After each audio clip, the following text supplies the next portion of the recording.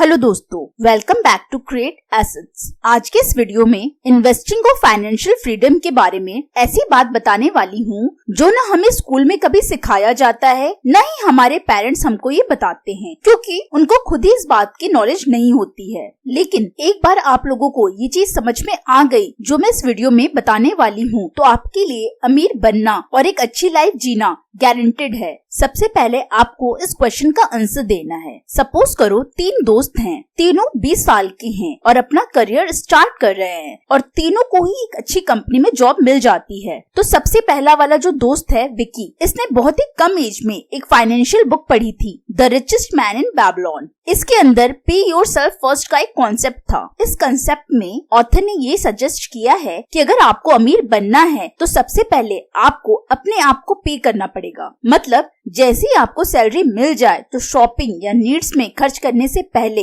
In short दूसरों को देने से पहले, उसका कुछ पोर्शन आपको अपने लिए रखना है जिससे आप अपने फ्यूचर में इन्वेस्ट कर सके। इस लेसन से विक्की काफी इन्फ्लुएंस हुआ और उसने इसे काफी सीरियसली फॉलो भी किया, क्योंकि अपनी लाइफ में जल्दी से जल्दी वो इस रैट रेस मींस जॉब से बाहर आना चाहता था और जल्दी ही फाइनेंशियली फ्री भी होना चाहता था। इसके लिए उसने इंडेक्स फंड में SIP फिक्स कर दिया। अब उसने ये इंडेक्स फंड को क्यों चुना, इसके लिए आप मेरे इस वीडियो पे क्लिक करें after watching this video. And SIP का मतलब है सिस्टमैटिक इन्वेस्टमेंट प्लान, जिससे उसकी सैलरी से ऑटोमेटिकली 20,000 रूपए इन्वेस्ट हो रहे थे जैसा कि उसने प्लान किया था। अब स्टार्टिंग में उसे ये 20,000 रूपए देना काफी भारी पड़ रहा था, क्योंकि उसकी सैलरी का मैक्सिमम पार्ट SIP में जा रहा था। लेकिन जब वो इस पे योरसेल्फ के कॉन्सेप्ट को सोचता था तो उसको काफी मोटिवेशन मिलता था और उसको ये भी पता था कि ये SIP कोई EMI की तरह तो होती नहीं है जो देनी ही है। सपोज कोई मेडिकल इमरजेंसी आ गई तो इस SIP को वो कभी भी स्टॉप कर सकता है और वो भी बिना कोई पेनाल्टी दिए। तो इसी रीजन की वजह से वो टेंशन फ्री SIP कर रहा था और साथ ही वो अपनी जॉब को लेकर भी काफी फोकस था। और आगे चलकर जब उसकी सैलरी बढ़ी तो उस पैसों को अपनी लाइफ को कंफर्टेबली जीने में खर्च करने लगा और साथ ही उसने कभी भी अपनी SIP को स्टॉप नहीं किया और वो अपनी फाइनेंशियल जर्नी को पूरी 20s में कंटिन्यू करता रहा। मतलब 20 साल से 29 साल तक वो सिर्फ भरता रहा। तो ये 1 साल का जो इन्वेस्टमेंट था उसका 2,40,000 रूपए था और ये उसने कंटिन्यू जो 10 साल किया था तो टोटल वैल्यू थी 24 लाख रुपए। अब बात करते हैं दूसरे दोस्त की, सनी की। अपने 20s में वो अपनी पूरी सैलरी एंजॉय करता रहा और उसके बाद जब वो 30 साल का हुआ और उसका पहला बच्चा होने के बाद उसे फील हुआ कि उसे इन्वेस्टमेंट भी करना चाहिए और उसके बाद वो 30 साल की एज में अपनी इन्वेस्टमेंट जर्नी को स्टार्ट कर देता है। अब उसे पता है कि वो इन्वेस्टमेंट लेट स्टार्ट कर रहा है तो वो विक्की से डबल पैसा इन्वेस्ट करता है, वो भी डबल टाइम के लिए। इन शॉर्ट वो ईयरली 5 लाख रुपए इन्वेस्ट करता है, वो भी 20 सालों के लिए, और उसका टोटल इन्वेस्टमेंट अमाउंट होता है 1 करोड़ रुपए। अब थर्ड फ्रेंड है मिकी। वो अपनी 20s में पूरी सैलरी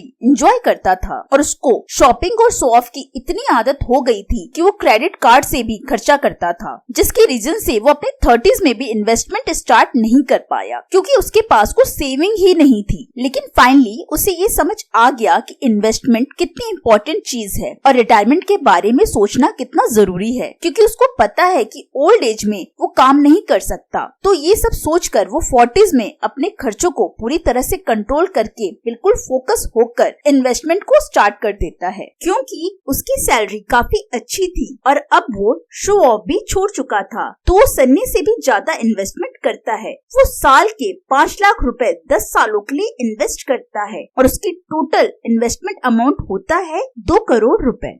अब यहाँ सीन ये है कि तीनों दोस्त एक ही जगह इन्वेस्ट करते हैं इंडेक्स फंड में और तीनों को ही 15% कंपाउंडेड ईयरली रिटर्न मिलता है। और उसके बाद जब तीनों 50 साल के हो जाते हैं तो सनी के बर्थडे पार्टी में मिलते हैं। अब आप क्या ये बता सकते हैं कि किसके पास कितना पैसा होगा और तीनों में से सबसे ज्यादा अमीर कौन होगा? चलिए देखते हैं इनकी इन्वेस्टमेंट के रिजल्ट को। सबसे पहले मिकी, जिसने सबसे लेट शुरू किया था और सबसे ज्यादा अमाउंट इन्वेस्ट किया था। उसका टोटल वेल्थ होता है 5.37 करोड़ और उसने इन्वेस्ट किया था 2 करोड़ और उसका टोटल प्रॉफिट होता है 3.37 करोड़। बात करते हैं सनी की। उसका टोटल इन्वेस्टमेंट है 1 करोड़ रुपए। उसकी टोटल वेल्थ होती है 6.7 करोड़ रुपए और उसका प्रॉफिट हुआ 5.7 करोड़ रुपीस का। और जिसने सबसे कम इन्वेस्ट किया था विक्की, वो भी सिर्फ 10 साल के लिए, और उसकी टोटल वेल्थ होती है 10.5 करोड़ रुपीस। आई नो आप लोगों को ये काफी शॉकिंग लग रहा होगा, बट यही पावर है कंपाउंडिंग की। लेकिन विक्की की स्टोरी यहाँ नहीं रुकती, क्योंकि वो 30 साल की उम्र में ही फाइनेंशियली फ्री हो गया था,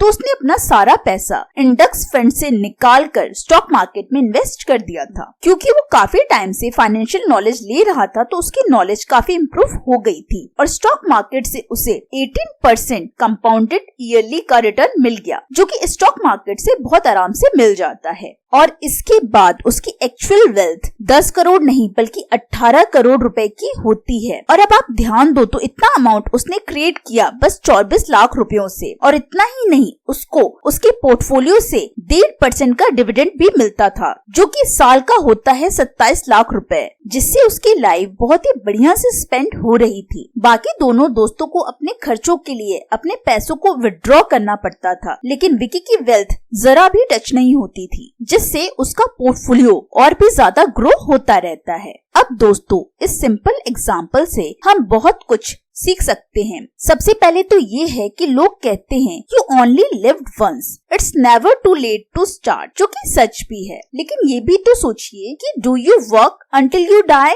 क्योंकि हम सबको पता है कि इनकम टेम्परेरी होती है और हम ओल्ड एज में तो काम नहीं कर सकते, लेकिन खर्चे तो होंगे ही। तो फिर ये सब खर्चे कैसे पूरे होंगे, इसके लिए हमें स्टार्टिंग से ही सोचने की जरूरत है। अब दोस्तों, मैं ये नहीं कह रही हूँ कि आप खर्चे मत करो, लेकिन इस एग्जाम्पल से मैं बस ये बताना चाह रही हूँ कि आपको 20s का टाइम बहुत ही ज्यादा इम्पोर्टेंट होता है, क्योंकि इन्वेस्टिंग में सबसे ज्यादा इम्पोर्टेंट चीज होती है कंपाउंडिंग, और कंपाउंडिंग में सबसे ज्यादा इम्पोर्टेंट होता है टाइम। इसलिए बड़े बड़े फाइनेंस एडवाइजर भी कहते हैं जितना जल्दी स्टार्ट करो उतना ही अच्छा है, क्योंकि जैसे ही पैसों की वैल्यू होती है वैसे ही टाइम की वैल्यू भी होती है। और दोस्तों ट्रस्ट मी, जब आप इस चीज को समझ जाओगे तो बाकी लोगों से बहुत ज्यादा आगे निकल जाओगे, क्योंकि टाइम के साथ साथ आपके पैसे भी कंपाउंड होते हैं, नॉलेज भी कंपाउंड होती है, कॉन्फिडेंस भी कंपाउंड होता है और ब्रेन पावर भी कंपाउंड होती है। और जब आप ये सब समझकर अपनी लाइफ में आगे निकल गए तो बाकी लोग आपके पीछे रह जाएंगे। दोस्तों, ये सारी चीजें ऐसी हैं जो हमें न स्कूल में सिखाई जाती हैं और न ही हमारे पेरेंट्स हमें बताते हैं। और दूसरा इम्पोर्टेंट लेसन दोस्तों, हमें ये सीखने को मिलता है कि अगर किसी स्टॉक से हम बहुत जल्दी प्रॉफिट कमा भी लें,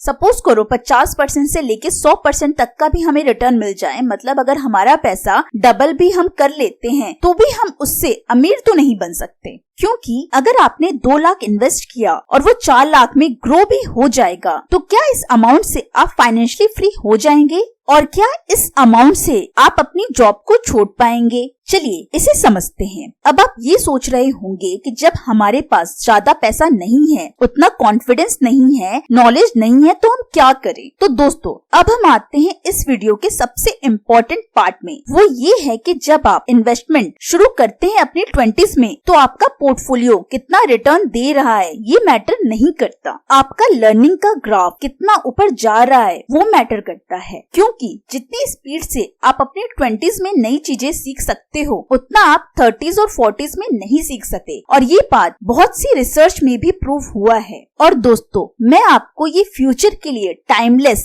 एडवाइस भी देना चाहती हूँ कि फ्यूचर में आप देखोगे कि आपका पोर्टफोलियो एक दिन में जितने रुपए से फ्लक्चुएट होता है, उतना आप एक टाइम में पूरे साल में सेव करके इन्वेस्ट करते थे। और ये कंपाउंडिंग का बहुत बड़ा जादू है, जो कि हमेशा ऐसे ही काम करेगा, जो कि 90% लोगों को समझ में नहीं आता है। तो इसलिए फाइनेंशियली फ्री होने से पहले आपको मेंटली इंडिपेंडेंट होना पड़ेगा, क्योंकि जिनके पास ज्यादा पैसा नहीं होता है उनको गरीबी का डर होता है कि फ्यूचर में पैसा कहां से आएगा, और जिनके पास ज्यादा पैसा होता है उनको पैसा खत्म होने का डर होता है। तो दोस्तों, आज के इस वीडियो में हमने सीखा कि 20s में आपको अपनी लाइफ को कैसे प्लान करना है और कैसे ग्रो करना है। और अगर आपको ये जानना है कि इंडेक्स फंड क्या होता है और कैसे काम करता है, तो इस वीडियो पे क्लिक करें। और अगर आज की वीडियो से आपको नॉलेज मिली हो तो प्लीज इस चैनल को सब्सक्राइब करें और हमारे रेगुलर व्यूअर बन जाएं। Thank you.